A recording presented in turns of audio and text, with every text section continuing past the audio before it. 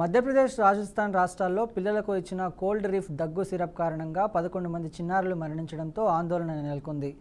ఈ సిరప్లో థైరోలిన్, గ్లైలిన్ అనే విష పదార్థం కలుషితమై ఉండటం ప్రధాన కారణమని అధికారులు నిర్ధారించారు.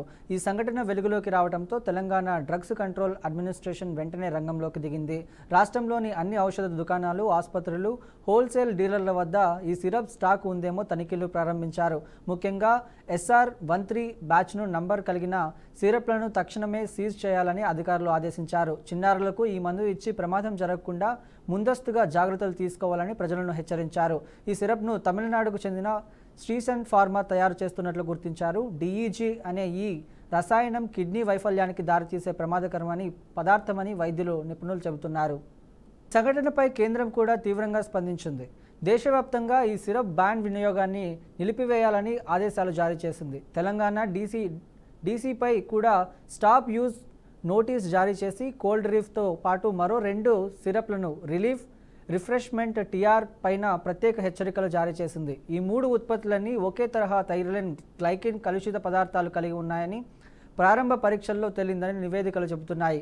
ఫార్మసీలు, హాస్పిటళ్లు, హోల్సేల్ మార్కెట్లలో ఉన్న స్టాక్ను తనిఖీ చేసి తక్షణమే సీజ్ చేయాలని చర్యలు తీసుకున్నారు. ప్రజలు ఎవరికైనా ఈ బ్యాచ్ సిరప్ ఉంటే వెంటనే టోల్ ఫ్రీ నంబర్ 1800-599-6969కు సమాచారం అందించాలని ప్రభుత్వ ప్రకటనలో పేర్కొంది. అదే సమయంలోనే తమిళనాడు ప్రభుత్వం శ్రీసన్ ఫార్మా సంస్థకు తాత్కాలికంగా మూసివేసింది. ఉత్పత్తి, పరీక్షా ప్రక్రియల్లో లోపాలు ఉన్నాయని కేంద్ర డ్రగ్ కంట్రోల్ బోర్డు కూడా గుర్తించింది. ఫార్మా కంపెనీల నాణ్యత నియంత్రణలో పర్యవేక్షణ బలహీనంగా ఉందని రిపోర్టులు చెబుతున్నాయి. ఇక మధ్యప్రదేశ్లో జరిగిన ఘటన దేశవ్యాప్తంగా ఆందోళన కారణమైంది. దిండ్వారా జిల్లాలో 15 రోజుల వ్యవధిలో 11 మంది చిన్నారులు దగ్గు సిరప్ సేవించి మరణించడంతో స్థానికులు, ప్రజలు షాక్ గురయ్యారు. బాధితులందరూ కిడ్నీ సమస్యలు తలెత్తి చివరకు ప్రాణాలు కోల్పోయినట్లు వైద్యులు నిర్ధారించారు.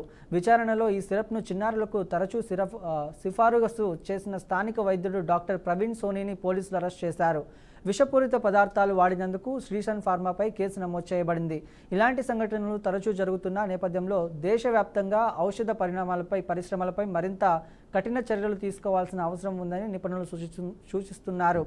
ఔషధ తయారీ సమయంలో ల్యాబ్ టెస్టులు సరిగా చేయకపోవడం, క్వాలిటీ కంట్రోల్లో నిర్లక్ష్యం ఉండటం వంటి అంశాలు ఇప్పుడు పెద్ద చర్చగా మారాయి.